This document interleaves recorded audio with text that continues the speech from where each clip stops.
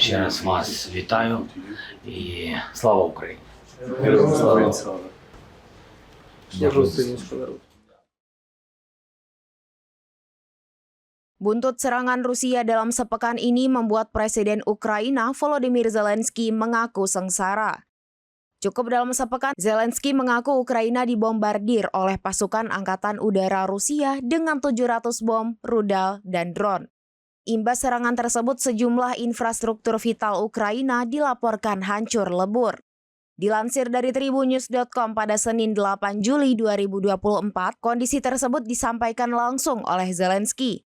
Dalam pernyataannya pada Minggu 7 Juli 2024, Zelensky mengaku bahwa Rusia telah menyerang Ukraina secara terus-menerus. Serangan Rusia itu pun diakui Zelensky membuat ia dan rakyatnya sengsara.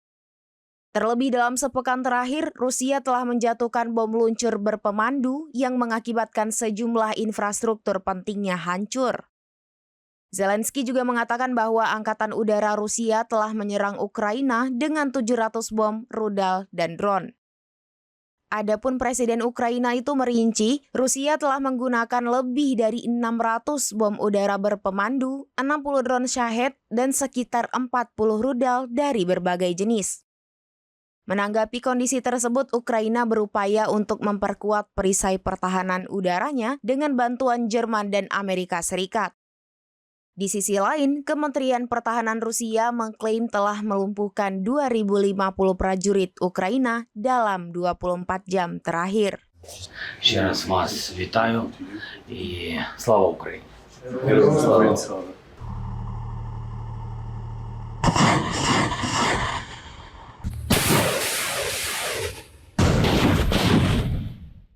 Download Tribun X sekarang, menghadirkan lokal menjadi Indonesia.